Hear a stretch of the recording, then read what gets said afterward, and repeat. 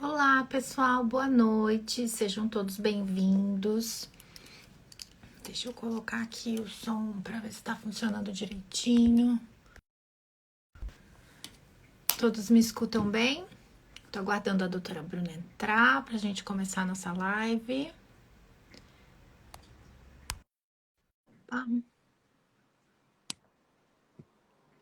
Boa noite, sejam Boa todos bem-vindos. noite. Deixa eu botar aqui que eu acho que meu microfone não está ligado, deixa eu trocar. Tudo bem, Bruna? Seja Tudo bem-vinda. perfeito. Deixa eu dar uma arrumadinha aqui também, que tô meio torta. Acho que tá bom Mas é ao agora. vivo, tem dessas coisas, né? Ai, tem um pessoal legal chegando já. Já quero mandar um abraço pro Paulo Vitor. Um grande abraço. Ele é conselheiro de CRPS também. Olá, Juliana, Lucas, Cássia, todos bem-vindos. O tema da nossa live de hoje, com a querida Bruna Correia Ortiz, é sobre dicas para recursos administrativos do CRPS. Então, os recursos que a gente entra quando a gente está fazendo requerimentos no INSS. E a ideia da live é uma conversa mesmo para trazer alguns detalhes, algumas sugestões para os colegas que têm atuado na área. A gente sabe que o administrativo, né, Bruna, está se tornando cada vez mais importante, ainda mais nessa nova previdência. Então, a gente muitas vezes tem que aprimorar a atuação da advocacia, não focar só no judicial, mas pensar também na solução de problemas na via administrativa. E, inclusive, porque o administrativo, por exemplo, não tem precatório, né? Às vezes você ganha um valor até significativo, 50, 100 mil de atrasados, mas você consegue receber de uma maneira um pouco mais rápida. O processo administrativo, se terminar no administrativo em primeiro grau, talvez seja até... A gente está demorando aí, tem processos que levam aqui no Sul, né, em torno de 3 a 8 meses para um deferimento ou indeferimento, e daí vem a dúvida. Vale a pena recorrer? Não vale a pena recorrer? Né? Bruna, fica bem à vontade para começar a expor ali quais são as suas dicas, e eu vou fazendo algumas colocações, algumas perguntas, e a gente vai recebendo as perguntas de quem está nos ouvindo também. Tem um campozinho ali onde vocês devem, tem um ponto de interrogação, vocês colocam as perguntas ali, que fica mais fácil de a gente acompanhar, porque quando a gente lança só no comentário, fica difícil de ver, às vezes passa uma e a gente perde. Então, se você tiver alguma dúvida para a Bruna, vai colocando ali naquele pontinho de interrogação e a gente vai conversando. E antes de começar de passar a palavra para a Bruna, eu quero dizer que hoje a gente vai fazer um sorteio de um curso da Bruna no Notório Saber, e a Bruna vai fazer uma pergunta no meio da live e quem responder primeiro corretamente vai ganhar, então, o curso, né? Sobre... Vamos fazer o processo ou vamos fazer Qual você prefere, Bruna? Qual dos dois Eu acho que cursos? a gente pode fazer o de recursos, né? Que já tá bem no nosso tema. Ótimo, O então vai ser pessoal o se curso... empolgar e estudar o recurso. Isso mesmo, para o pessoal já sair daqui, inclusive, craque no recurso e cheio de dicas. Bruna, fica bem à vontade, seja bem-vinda e muito obrigada por aceitar o convite de vir aqui conversar comigo hoje. Obrigada, Gisele. Eu que agradeço. Para mim é uma honra muito grande, né? Eu sou muito fã do seu trabalho já de muito tempo. Eu acho que a doutora Gisele é uma referência para todos nós que estamos trabalhando no direito previdenciário, né? Eu não advogo na área previdenciária, mas eu tenho que estar o tempo inteiro me atualizando, o tempo todo estudando. Eu gosto muito de fazer os teus cursos, eu acho que tu é muito didática, eu me espelho muito em ti, em tudo que eu faço. Obrigada. É bom a gente ter mulheres assim para se espelhar, né? Eu agradeço muito e em relação aos recursos administrativos, o mais importante que eu acho que a gente poderia começar a dizer é que o Conselho de Recursos da Previdência Social ele teve novas atribuições agora com o decreto 10.410 de 2020. Então, é a mais nova novidade, né? Então, ele continua com a atribuição, né, de julgar as decisões do INSS. De todas as decisões do INSS, cabe recurso para o Conselho de Recursos da Previdência Social, que é um órgão separado do INSS, né? Ele não tem vinculação às normativas internas do INSS, com o IN, ofícios circulares, antigos memorandos, nada vincula as decisões do CRPS em relação às normas internas do INSS, porque ele é um órgão superior, né? Como diz ali Lopes Meirelles, é um órgão que tem um poder de força, de comando. Então, o INSS ele não é subordinado, mas ele é vinculado às decisões do CRPS. Ele também continua julgando a questão do FAP, né, a contestação e os recursos de FAP, que é o fator acidentário de prevenção. Ganhou uma nova nomenclatura ali dos recursos do trabalhador rural, né, porque agora tem todo um cadastro do trabalhador rural que vai ser realizado junto ao CNIS, e dessa decisão do trabalhador rural que não enquadra, também vai caber o recurso. Já cabia, mas agora veio expressamente, né, justamente pelo esse cadastro ser uma novidade no decreto. A novidade é o recurso em relação à compensação financeira, que ocorre entre regime geral e regime próprio de previdência social. Então, vai caber recurso dessas contagens recíprocas, né, dessas contagens financeiras. E também em relação às irregularidades, né, verificadas em processos de supervisão, de fiscalização dos regimes próprios. Então, a gente vai ter novas composições, a gente vai ter um novo regime interno, um regimento interno, provavelmente para prever todas essas novas situações também do Conselho de Recursos, que ele está em expansão. E a desjudicialização agora ela está em moda, né, Gisele? A gente fala Muito. tanto de desjudicialização, eu acho que é um momento muito oportuno para entender o que é o CRPS, como é que ele funciona, o que acontece lá. São representantes da sociedade julgando esses recursos administrativos. Eu, por exemplo, eu era advogada na área previdenciária, advogava na área previdenciária, então eu conheço os anseios dos advogados, conheço bem como é que é o trabalho, sei o que é numa fila, ir à fila do INSS, né? Hoje os advogados colegas sofrem com o meu INSS digital, mas eu acho que é bem parecido com o que eu sofria lá na época. Então, é uma realidade mais próxima para a gente, porque a E gente tinha esse representante dos contato. aposentados, dos trabalhadores, não é só representante do INSS, né? Eu acho que é muito importante destacar desde o início que não faz parte do INSS, né? O INSS, o CRPS é separado do INSS e a representação lá é muito maior. Não tem só servidores do INSS ou representantes do INSS, tem das empresas, dos empregadores, a lei dos trabalhadores e dos aposentados também. Então, isso faz com que as decisões possam muitas vezes ser bem justas, né, Bruna? E muitas vezes também em consonância, às vezes até melhores do que a jurisprudência dos tribunais, né? Com toda certeza. A gente tem aqui acompanhando com a gente o representante do governo, que é o Paulo Vitor. Eu sou fã do trabalho do Paulo Vitor, a gente já fez uma live aqui juntos, pelo Notório Saber.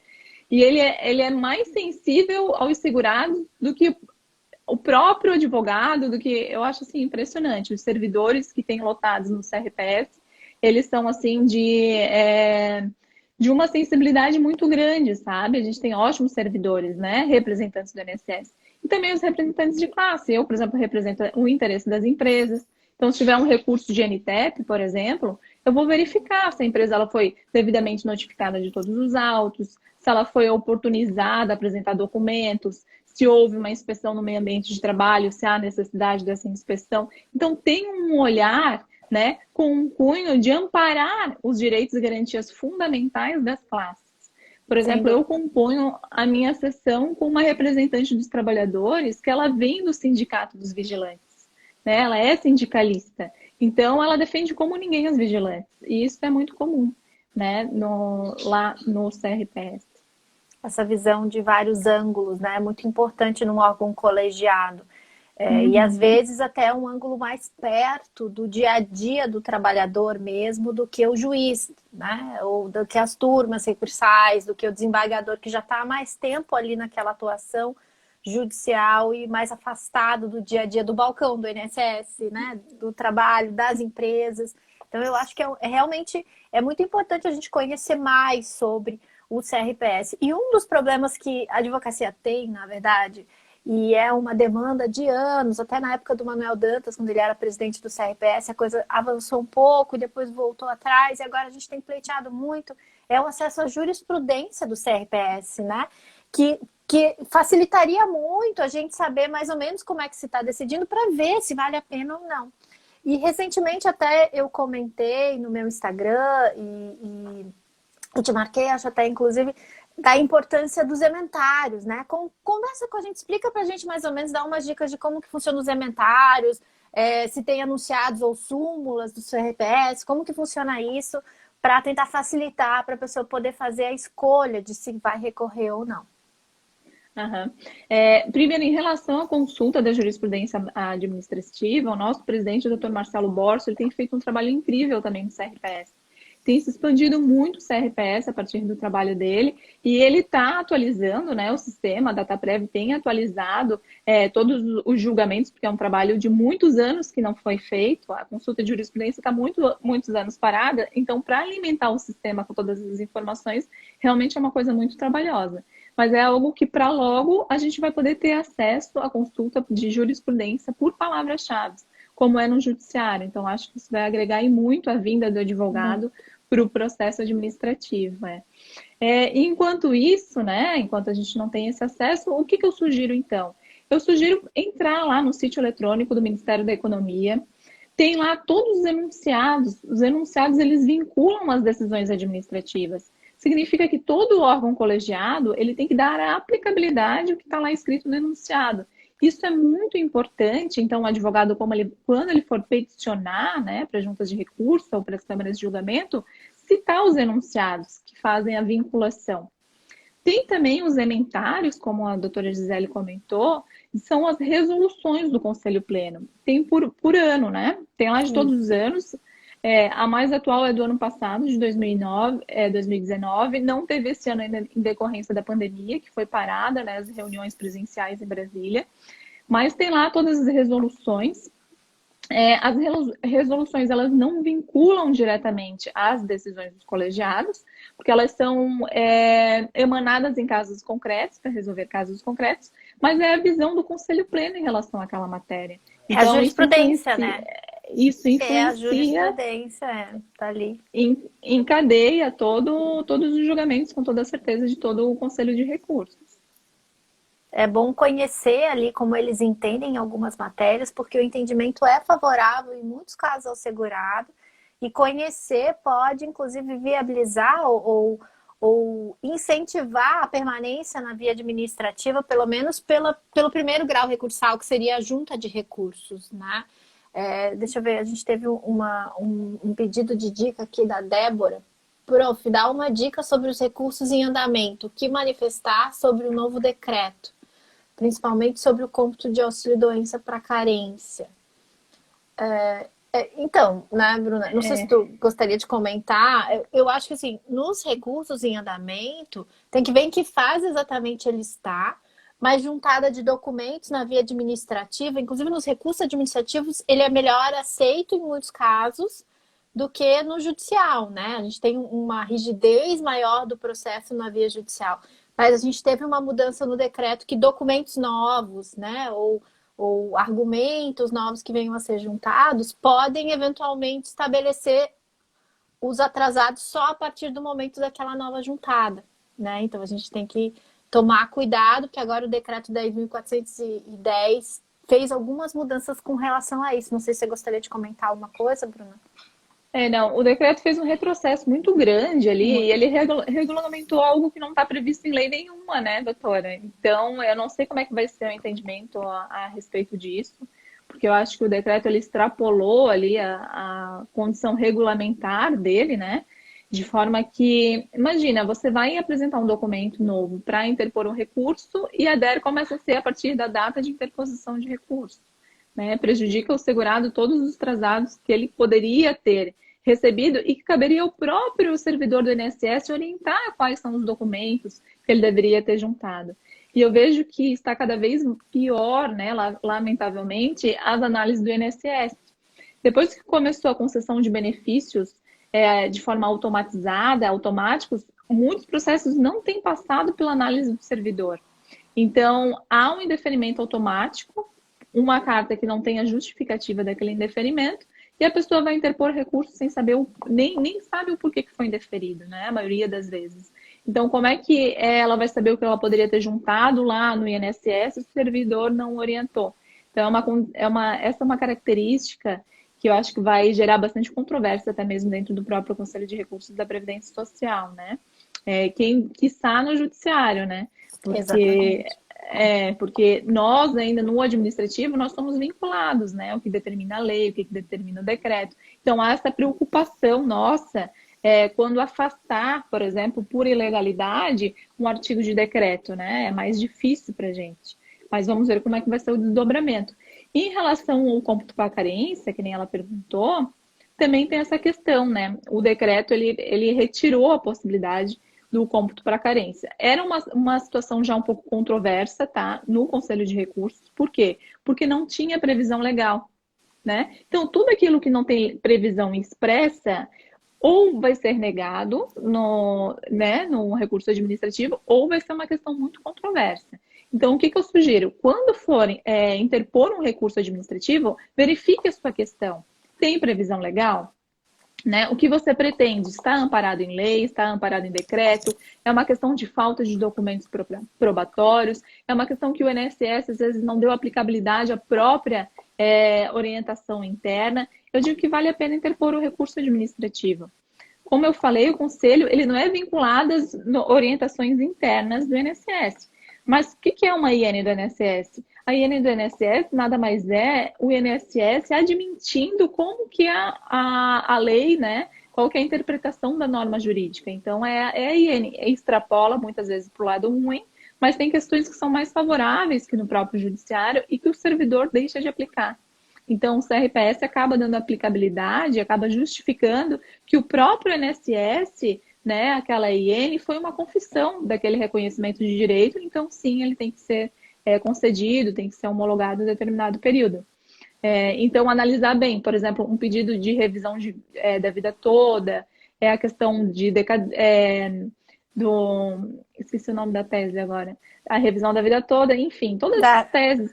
A reafirmação da DER, como é que tá? Tá indo, não tá? Depende. Tá, a reafirmação da DER é muito tranquila na via administrativa.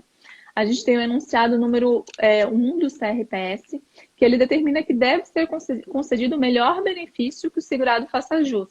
E lá tem o enunciado número 2, que vai dizer que a reafirmação da DER ela pode ocorrer até a data do cumprimento da decisão do INSS. Ou seja, em última instância, a Câmara de Julgamento diz reafirma-se a DER para a concessão do benefício. O INSS, até o dia de cumprir a decisão, ele pode reafirmar a DER até aquele dia. Então, essa é a diferença do judiciário também, né? Que é muito tranquila e ela pode ser reafirmada até momento posterior ao julgamento. Isso é ótimo, né? É bom já levar isso em consideração também. Deixa eu ver se... Você tem mais alguma dica que você queira ressaltar, Bruno? Ou vamos às perguntas? Eu acho que em relação à DER, eu acho interessante também, para o advogado, eu vejo que ele pede a reafirmação da DER para a data exata. Né? Por exemplo, eu quero a reafirmação da DER para o dia 10 de abril de 2020. Não façam isso. Eu sugiro, peça a reafirmação da DER de forma generalizada. Eu quero a reafirmação da DER para a data exata que implementar os requisitos necessários para a concessão do benefício. Por quê? Porque se não cair naquele dia exato, o INSS, ele não vai conceder, né? E aquele julgamento depois vai ter que sofrer um embargo de declaração, ou de repente, por falta de omissão, o relator nem vai acolher embargos e você vai ficar com benefício indeferido por causa de um dia, né? Então, faça um pedido genérico, que o INSS lá ele vai ficar calculando, fazer várias simulações até cair na data exata da concessão do benefício que implementa os requisitos. Isso é uma coisa legal também. Isso é uma mania, eu acho, porque em muitos juizados, principalmente em primeiro grau, quando a gente entra com a ação, o juiz nos exige, muitas vezes, né, que você diga exatamente a data. Eu também prefiro fazer datas genéricas, mas às vezes você junta a petição e você é intimada para emendar a inicial e dizer qual a data você gostaria, ou qual o valor, né, porque daí você tem que apresentar um cálculo. Então, são as diferenças da atuação administrativa e da atuação judicial, né? Às vezes, na administrativa, a gente tem mais liberdade em alguns pontos. Muito mais. E é menos formalista, né? É menos formal essa parte, inclusive dos pedidos, e a questão de que o servidor seria obrigado a analisar o melhor benefício. Isso é muito mais forte na via administrativa, apesar de que a gente sabe que não é cumprido sempre, mas o CRPS leva essa regra à risca, né? Então, ele utiliza muito essa regra na hora de julgar os recursos. Isso faz diferença, que às vezes na justiça a gente fica mais vinculado aos pedidos, ao benefício requerido, tem mais formalismo no processo civil, né? É o princípio da demanda no judiciário, né? Você tem que dizer exatamente o que você quer, da forma que você quer, e depois ainda faz coisa julgada e não tem mais como. Então, é o perigo do judiciário. No processo administrativo, né, o enunciado número 1, ele diz exatamente a concessão do melhor benefício.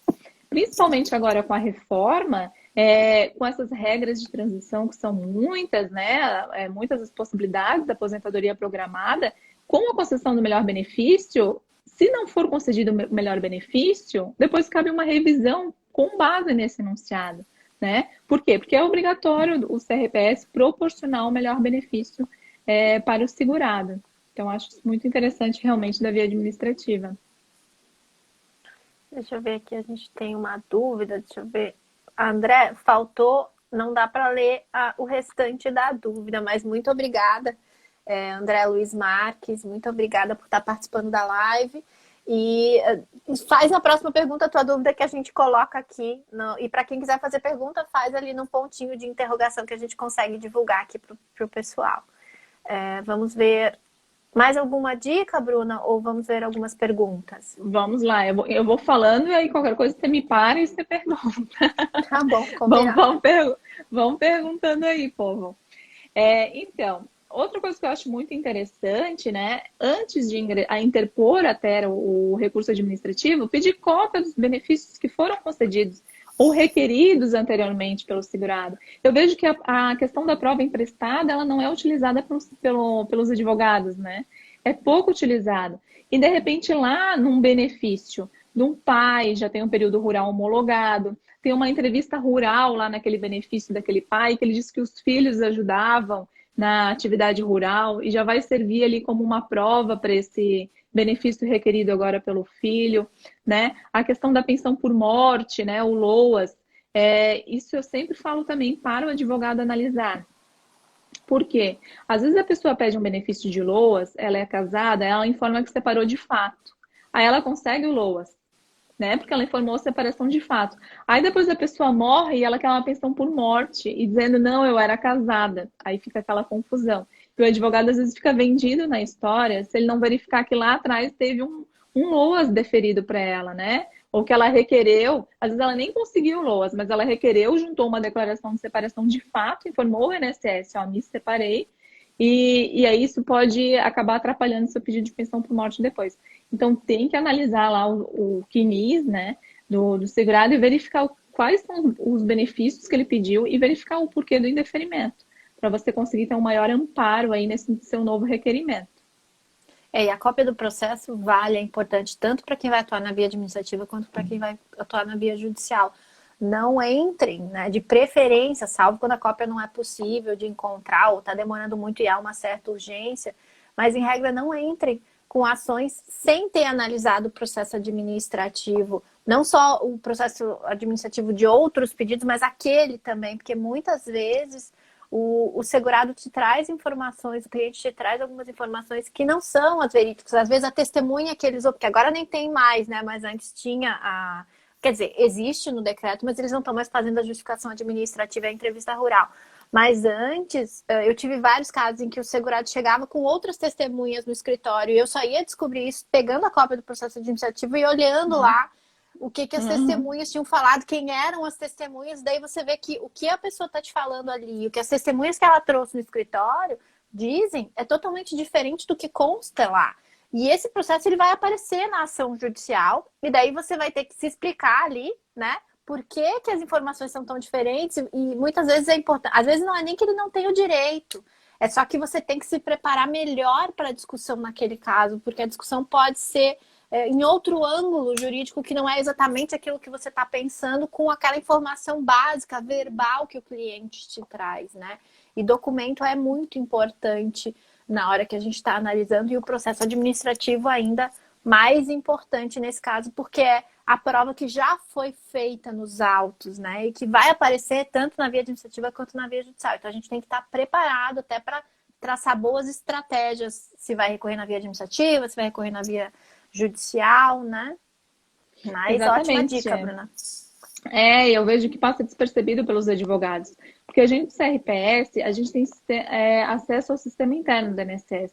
Então a gente verifica, né? Verifica CNIS, verifica plenos, verifica o SAT, verifica as perícias, a gente verifica tudo. E pelas argumentações do advogado, dá para ver que ele não verificou, porque muitas vezes ali já tinha períodos reconhecidos, já tinha períodos homologados pelo próprio INSS que o advogado não se atentou, né? Então, essa nossa busca também pela verdade real, que foge do judiciário, é muito interessante.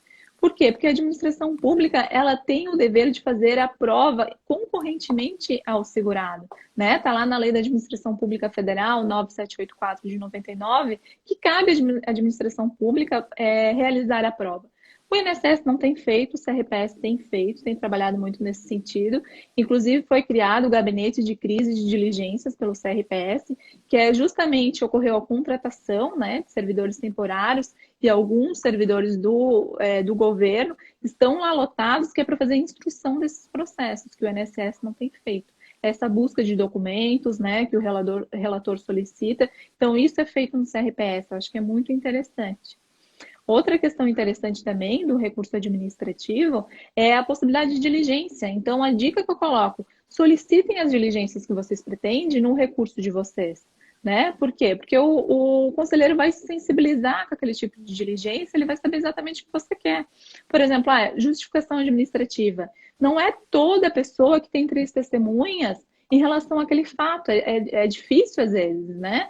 De repente, uma pesquisa externa é mais tranquilo, é mais fácil, as testemunhas não querem ir, mas vai o servidor lá ouvir a circunvizinhança, vai analisar o trabalho rural, né? Quantas diligências eu já solicitei para trabalho rural que o servidor vai lá, vê a plantação, vê a criação, conversa com a pessoa, conversa com os confrontantes de terra, vê um relatório excelente, fica uma produção probatória muito boa, que o INSS nem recorre, o INSS acolhe aquela decisão, porque ficou realmente comprovado.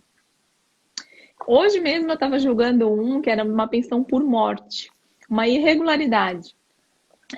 A pessoa morreu, né? O homem morreu, e foi lá a suposta companheira correr, pedir o benefício. Ela comprovou que tinha união estável, e depois veio a esposa dizendo, não, ele era casado comigo, eu tenho filhos, e também juntou comprovantes da união. Eu pensei, bom, confusão, né? O que eu vou fazer? Um servidor.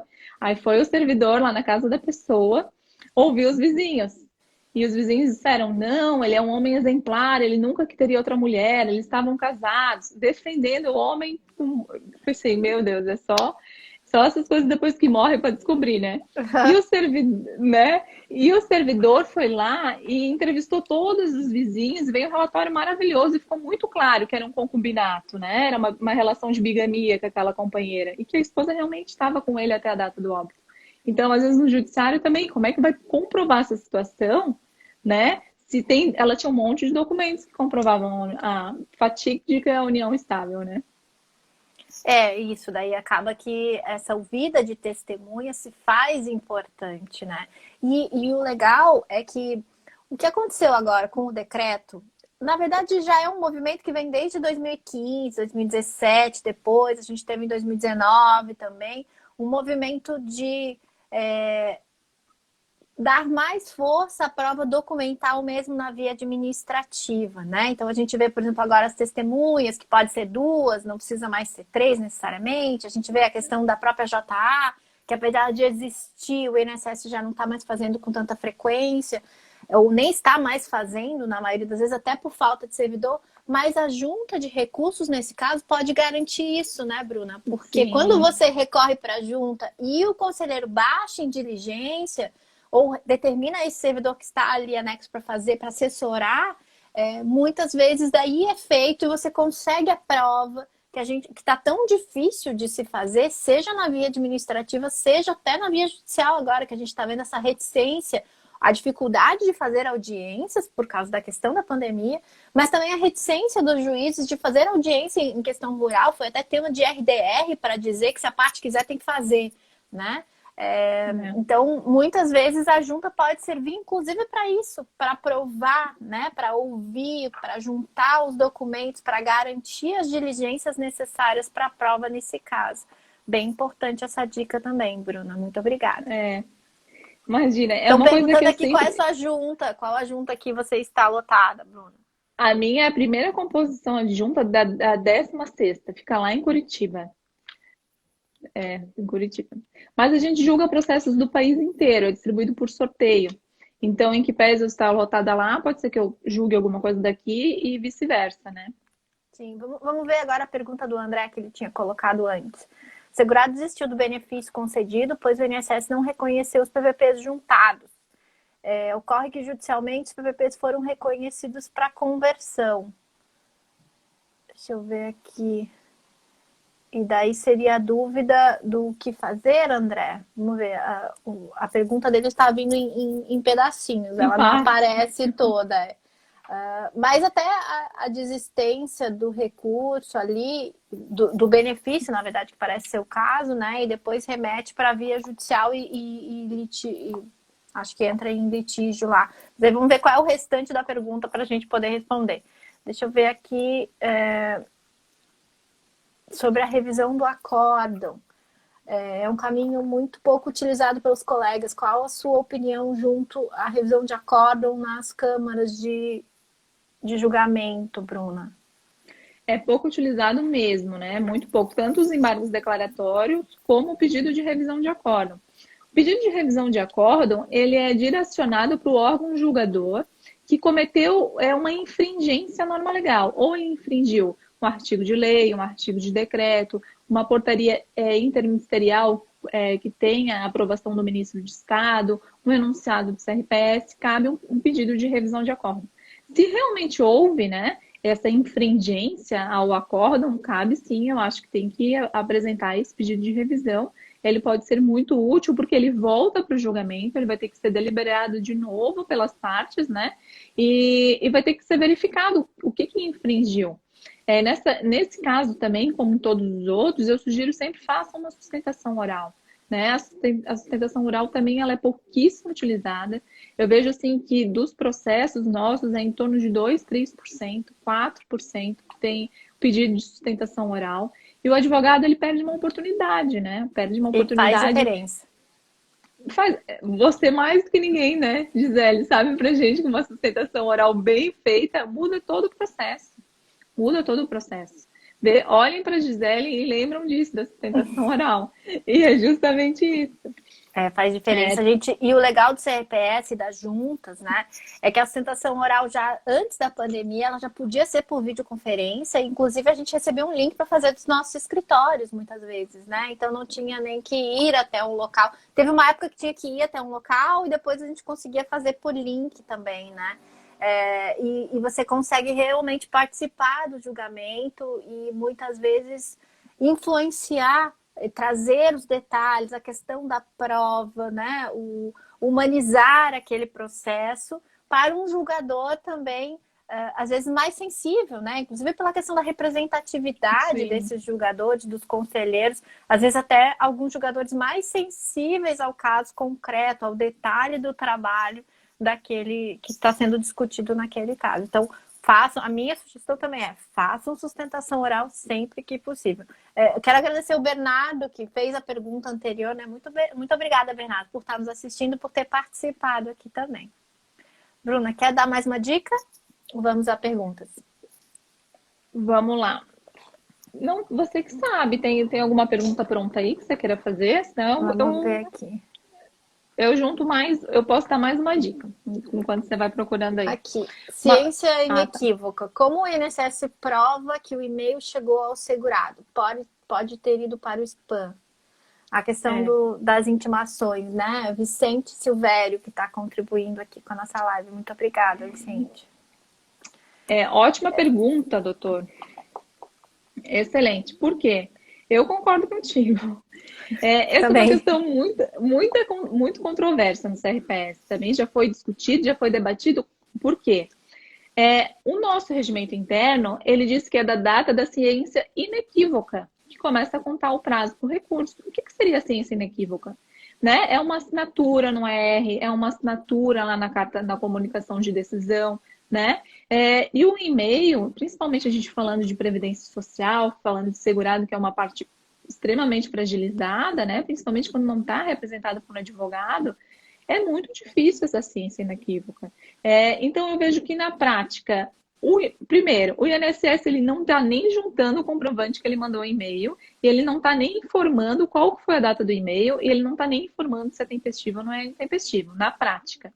Uma coisa boa no recurso administrativo, são os próprios servidores do INSS que fazem o recurso, não é um procurador federal. Então, os recursos do INSS, imaginam vocês como é. É um recurso também, quando é um recurso especial, é um pouco mais bem elaborado, que é pelo SRD, mas é um recurso feito de forma muito rápida, eles não têm tempo, infelizmente, são sobrecarregados. Então, o servidor, quando faz a contrarrazões, também não informa não nos passa essas informações. A gente do CRPS, a gente não tem nem como saber que dia que foi encaminhado esse e-mail, porque o INSS não nos informa. Então, na prática, não tem nem sido levado em consideração, tá? Se tiver lá um e-mail, se o INSS eventualmente tenha juntado, o INSS considera, depois de 5 dias de encaminhado e-mail, né, começa a contar o prazo. Aí seriam mais 30 dias. Seriam, então, 35 dias contados a partir da data do envio do e-mail. Mas, na prática, os conselheiros também têm entendido, eu vejo, né, que não tem a ciência inequívoca, também não se considera. É uma questão que está bem controversa no CRPS, a gente não tem nenhuma orientação nesse sentido, então os processos têm sido considerados tempestivos. Isso facilita bastante também para quem pretende atuar na via administrativa, porque muitas vezes o segurado, né, o cliente chega e ele nem sabe direito quando que ele recebeu. Porque se é uma R, você ainda tem, você vem por carta, mas o e-mail, às vezes, a data de envio não é necessariamente a data de leitura, né? Sim. E a maioria dos e-mails dos segurados, eles não têm uma resposta automática dizendo foi lido tal dia, né? Alguns deles não têm sequer e-mail, né? E sem falar que às vezes eles cadastram um e-mail lá que não é o e-mail que eles utilizam. Às vezes é o e-mail de uma outra pessoa, é do filho, do neto, de alguém que leu e deletou e nem passou para eles e nem se sabe. Você vai descobrir que teve um julgamento porque ele chega no advogado, você olha, ou ele olha no meu INSS e ele viu que teve a decisão de indeferimento daquele benefício e ele nem foi efetivamente avisado ainda, né, de todos os detalhes. Por isso, o cuidado na hora de cadastrar os e-mails para receber essas informações, né, porque o INSS tem virtualizado essas intimações e essas notificações, né, Bruna? Outra coisa aqui que o Dr. Nilson colocou, que ele, depois de vários indeferimentos, ele fez protocolos na pandemia fora do prazo. Os processos, eles permanecem suspensos também de recurso, tá? Desde ali o dia 19 de março, né? Foi dia 19 ou dia 17, eu sempre confundo. Quando começou a orientação do INSS, que foi dia 17, acho que foi dia 19, porque dia 16 era... 19. Era sexta, mas enfim... Tá suspenso. Tá suspenso. E outra coisa interessante também é a questão da relevação da intempestividade. Então, ainda que haja um AR, ainda que haja a ciência inequívoca, se você demonstrar que há um direito líquido e certo demandado, o conselheiro relator ele pode afastar a intempestividade daquele recurso. Né? Também é uma questão diferente no processo administrativo. Por quê? Porque é a busca pela verdade real, né? Ela sempre vai prevalecer sobre a questão da verdade formal. Né? A formalidade ela sempre fica afastada quando é nítido o direito do segurado a determinado benefício, a determinado pedido. Isso é bem importante e é a diferença básica, né? A proteção do segurado, a defesa, né, do segurado, principalmente porque até na via administrativa a gente tem um número muito maior de pessoas sem ser acompanhados de advogados do que a gente tem no judiciário, né?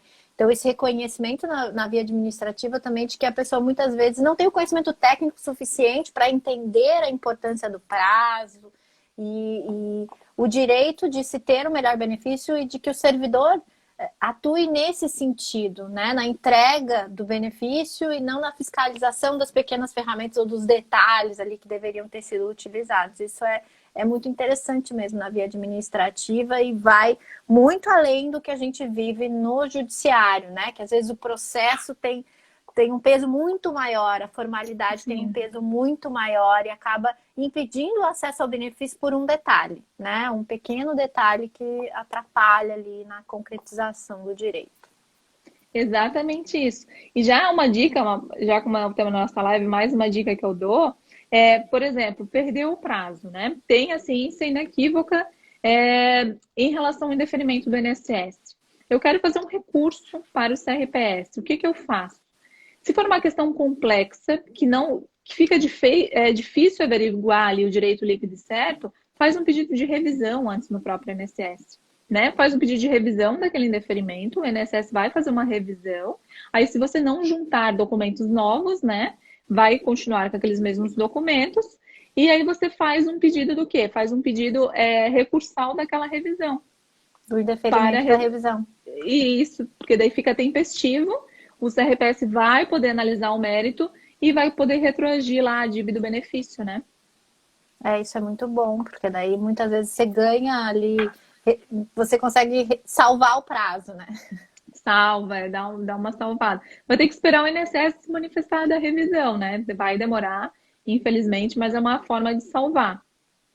Mas hoje eu tive duas, até foi em deferimentos do pedido de revisão, mas eu tive dois que eram de março de 2020. Então não tá tanto tempo, né? Não tá tão demorado. Uhum. Claro, não é tão rápido assim, mas uma sentença judicial também não demora muito menos que isso, né?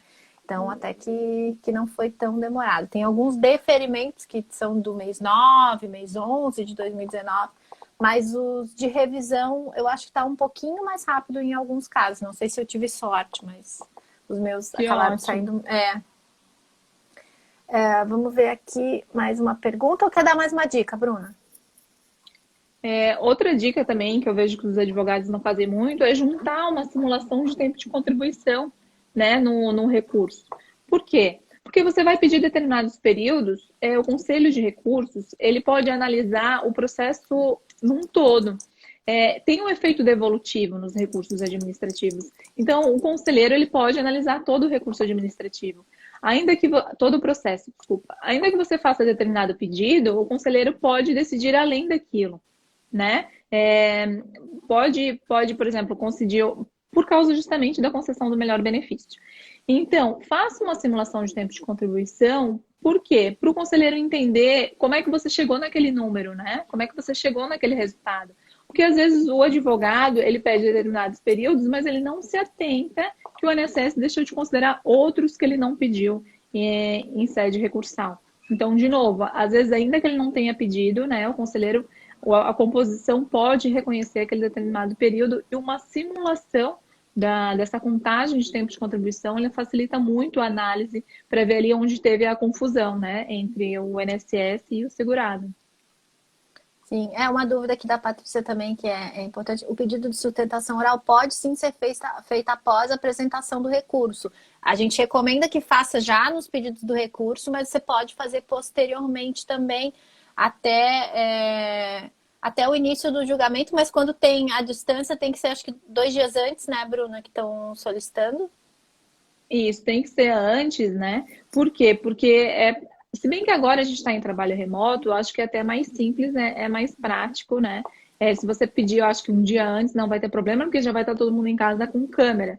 Mas quando está nas juntas ou nas câmeras de julgamento, precisa preparar o ambiente, né? Precisa verificar a questão de disponibilidade de equipamento. Então, por isso que tem que ser feito com antecedência esse pedido de sustentação oral. A recomendação é para fazer sempre nas razões recursais, realmente. Porque daí você já é informado da data da sessão de julgamento, você já recebe a informação por e-mail, né? E você também já se prepara. Até para o próprio advogado já é bom, porque ele já é informado por e-mail da data desse julgamento. E se perdeu, não fez no recurso, encaminhe um e-mail para o órgão julgador que está o seu processo, né? Encaminhe um e-mail lá no sítio eletrônico do Ministério da Economia, tem a lista de todos os e-mails de todos os órgãos julgadores, encaminha pedindo a sustentação oral que vai ser atendida. Isso, e a sustentação oral por vídeo, que já era a ferramenta que a gente usava antes na maioria, até porque, como a Bruna bem ressaltou, não há uma jurisdição, uma competência específica. A turma de Curitiba pode estar julgando o processo da Bahia ou vice-versa, né? Então, a gente já fazia muito, usava muita ferramenta de sustentação oral por videoconferência no INSS, no CRPS, aliás. E isso facilita, inclusive agora, né, na pandemia, dá para usar, já tem ferramenta para isso, então fica fácil de garantir. as sustentações orais virtuais são gravadas? Então, a princípio não, Até eu também acho que não fica salvo no não, processo, nunca vi não. também. Mas o advogado, ele pode agora, com os recursos de hoje, gravar a tela do computador, né? Ou gravar a tela do celular e nada impede dele gravar a sustentação oral. Mas não fica gravado e não fica juntado no processo, né? Como é no judiciário. Quem sabe mais para frente, mas por enquanto não.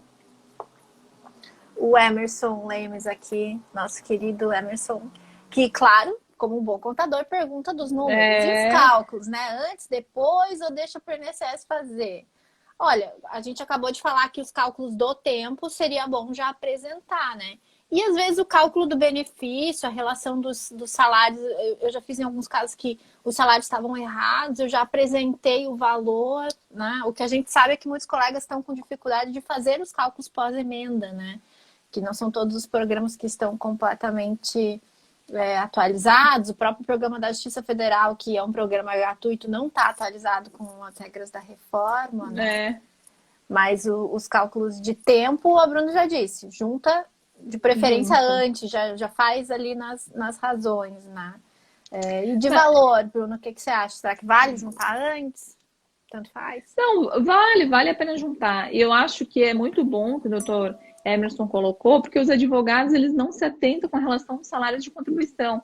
A gente recebe recurso de tempo, a gente recebe recurso de período, mas sobre os salários de contribuição, os advogados não se atentam. Tem que pedir, por quê? Para o INSS depois poder cumprir, né? Porque se ele não tiver uma decisão do CRPS nesse sentido, como é que vai vincular depois a análise do INSS? Então, eu acho importante sim. Às vezes tem muitos períodos que ele até é empregado, né? Trabalha como empregado e a empresa não recolhe aquelas competências e o INSS computa como salário mínimo. Eu vejo muitos processos acontecerem isso e os advogados realmente não pedem, né, para computar ali o valor que ele realmente recebeu. Então é importante e é uma ótima dica também. Deixa eu ver se temos aqui. É possível assistir os julgamentos? Olha, das vezes, inclusive, que eu participei, eu tive dificuldade de assistir o que não era meu. Eles só chamavam na hora. Não sei se agora está sendo possível. Tem algum compartilhamento dessas sessões, Bruna? As sessões, elas são públicas, né? Quando é presencialmente, é muito tranquilo fazer de forma pública, mas agora, como é de forma virtual, os aplicativos, eles não comportam muitas pessoas ao mesmo tempo, né? Eles comportam poucas pessoas. Então, se tiver muitos advogados acompanhando, o que for para fazer sustentação oral, ele não consegue entrar na sala. Então, hoje, né, dessa forma remota, só o advogado que faz a sustentação dele no horário que consegue ingressar na sala por uma limitação do espaço mesmo dos próprios aplicativos. Verdade. Deixa eu ver aqui. O André agora botou a pergunta dele. Vamos ver. O segurado desistiu do benefício concedido, pois o INSS não reconheceu os PVPs juntados. Ocorre que judicialmente... Deixa eu pegar o restante. Como utilizar a decisão... Judicialmente foi reconhecido. Como utilizar a decisão judicial em processo administrativo onde o segurado desistiu do benefício anterior? Bem, eu acho que ele pode juntar a sentença, né? Se teve trânsito em julgado, porque aí tem um problema. Tem muitos colegas que entram com a ação de concessão do benefício e não subdividem na hora de discutir no judiciário, eles entram só com... na hora de fundamentar, eles colocam que tem que converter o tempo e daí concede o benefício. Mas na hora de pedir, eles não pedem que o INSS seja condenado a averbar o tempo. Então, eles pedem só a concessão da aposentadoria e às vezes o juiz não dá o tempo todo. E daí não tem a concessão da aposentadoria. Então, o juiz, na fundamentação, ele até reconhece parte dos períodos, mas chega no final, ele não condena a averbação do tempo. E daí fica uma dica já para o judicial, né? Sempre façam pedidos segregados. Dividam os pedidos da sua ação, raciocinem quais são os caminhos que têm que ser feitos para que aquele benefício ao final seja deferido, mas e se o benefício não for deferido, para que o tempo seja reconhecido. Então, aposentadoria especial, tempo rural, sempre falem em condenar, né, o INSS a averbar no quinis o tempo, se for o caso convertido, e o outro conceder a aposentadoria. São dois pedidos diferentes, porque o tempo ele deve ser reconhecido independente da questão do benefício. Inclusive, cuidem para precificar que se houver o reconhecimento do tempo, ainda que não haja o direito do benefício, que você tem um valor a receber de honorários com relação a isso, né? Porque às vezes você termina a ação, você não tem atrasados, mas a pessoa ganhou 10, 20 anos de benefício que vai ser, benefício de tempo rural que vai ser averbado, por exemplo. E daí, com esse tempo a mais convertido, você poderia fazer um novo requerimento administrativo, se for o caso, contando esse tempo posterior, enfim, alguma coisa que você queira discutir. Claro, tem a reafirmação da DEC, pode ser requerida também, mas daí a gente faz esse quebra-cabeça, né? E um pedido importante no judicial é lembrar de pedir para que, além de condenar a aposentadoria, se você está discutindo averbação de tempo ou salários de contribuição que você quer alterar, lembrem de pedir para que seja declarado que aquele tempo existe, para que o INSS seja condenado a averbar aquele tempo, porque daí você vai para a via administrativa e consegue utilizar ele lá, porque senão você volta para a via administrativa e se o pedido da averbação não existiu, você às vezes tem que começar, né? Você leva a sentença, mas o INSS diz, não, olha aqui a parte dispositiva. Não tem nada aqui falando que esse tempo, né? Me condenando a considerar este tempo especial. E daí, como que o CRPS entende nesse caso, Bruna? Justamente, é ótima a sua dica, Gisele, porque eu vejo isso que acontece muito, do pedido de benefício e não, né? E aí não fez coisa julgada. Então, quando tem a coisa julgada, o administrativo ele é obrigado, né? É obrigado a dar aplicabilidade, tanto o INSS quanto o CRPS, tem que ser enquadrado sim. Então, se juntar, né, a ação judicial com os períodos averbados, né, lá, a certidão de trânsito em julgado, vai ser dado cumprimento, esse período vai ser homologado, vai ser enquadrado e vai ser analisado todos os outros requerimentos do benefício. Uma ressalva que eu faço, se o pedido judicial, o mérito for igual ao seu pedido administrativo, né? Se o seu pedido já foi analisado todos os períodos judicialmente, você quer a mesma coisa depois administrativamente. Não vai ser possível, por quê? Porque quando se ingressa com uma ação judicial sobre a mesma matéria, o Conselho de Recursos ele não tem mais competência para analisar, porque já fez coisa julgada de tudo, né? Então, aqueles períodos que também não foram reconhecidos já foram analisados pelo Judiciário. Então, cuidado, se o Judiciário já analisou tudo, não tem como depois fazer um recurso administrativo e ir pedindo sobre a mesma matéria. Tem que ser coisas diferentes, né? E os períodos que já foram averbados e reconhecidos vão se manter reconhecidos e averbados, sim, no CRPS, ainda que o INSS não tenha cumprido essa decisão judicial. Bruno, o tempo passou muito rápido, a gente já está aqui com mais só 7 minutos de live. Então, acho que a gente pode fazer o sorteio, né? Até para premiar quem está aqui. Se tu quiser fazer uma pergunta, ou não sei como é que. Normalmente a gente faz assim: faz uma pergunta, quem responder primeiro corretamente, ganha então o curso da Bruna de recursos administrativos, que está muito bom. Eu super recomendo, inclusive, para todos. Bruna, pode fazer uma pergunta para ver se o pessoal aí consegue responder rapidinho. Tá, é uma pergunta simples, eu acho. Da decisão da Junta de Recursos, cabe um recurso, né? Um recurso que vai para outra instância. Não é um recurso para a mesma instância, é um recurso para outra instância. Então, da decisão da Junta de Recursos, cabe que recurso, qual é o nome do recurso e para onde é dirigido. Então, qual que é o recurso e qual é o nome da segunda instância recursal. Ótimo, vamos ver então se o pessoal responde logo aqui. Muitas perguntas, Bruna. Muitas, né? O recurso já está certo. Agora falta dizer para onde. Érica, para onde é que vai esse recurso especial? Não, aqui, certo. O Maurício respondeu, ó. Prazo 30, recurso especial, CAGE. Foi o primeiro.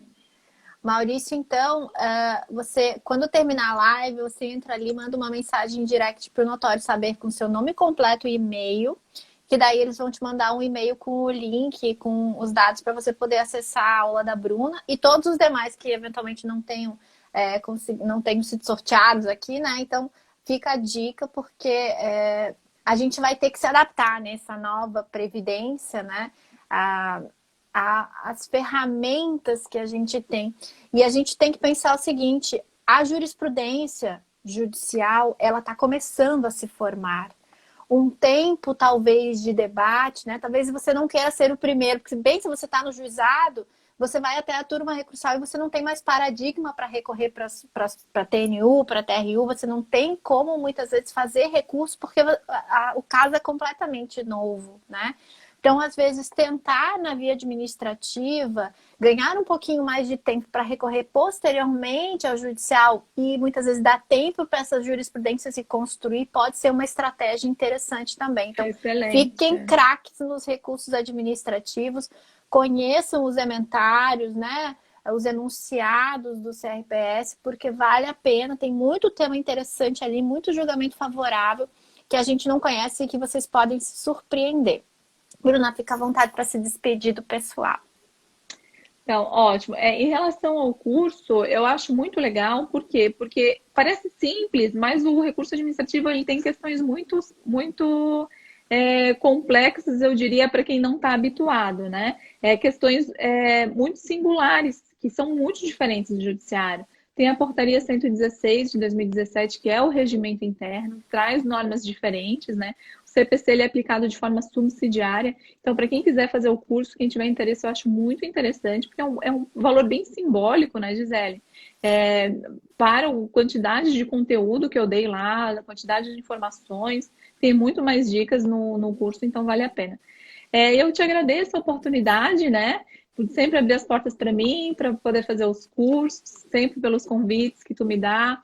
É sempre uma grande satisfação estar junto contigo, estar junto com o Notório Saber. Eu gosto muito de todos vocês e muito obrigada sempre, viu? Muito obrigada, Bruna. Obrigada por ter compartilhado todo esse conhecimento com a gente hoje, por ter aqui cedido, né, o seu tempo nessa noite e por colaborar também com todos os colegas para que a gente possa sair ainda melhor desse momento que a gente está passando, né? Que a gente use esse tempo para nos aprimorarmos, para a gente se unir também como estudiosos do direito previdenciário, como apaixonados por essa área, né? Para quem sabe a gente construir uma previdência, nessa nova previdência, quem sabe uma previdência mais justa. A gente sabe que as regras não são necessariamente as melhores, mas cabe a nós, cada um no seu papel, os julgadores, os advogados pleiteando, os segurados também fazendo a documentação, coletando essas informações para que a gente possa evoluir, quem sabe, ultrapassar essa normativa tão restritiva e, quem sabe, conquistar direitos e dar um pouco de dignidade para essa população brasileira que está precisando tanto, né? Muito obrigada, Bruna. Obrigada por ter aceitado o convite. Vamos fazer, já estão pedindo aqui mais lives com a Bruna. Vamos marcar Obrigada, mais gente. algumas e vou, sem dúvida, a gente pensar em novos temas também. Tem muita coisa para a gente conversar, infinitos, né, Infinitos assuntos agora. Infinitos. Obrigada, pessoal, por estar com a gente até agora, tá? Um beijão, uma boa noite para vocês e até uma próxima. Beijo, Bruna. Beijo, tchau. Tchau.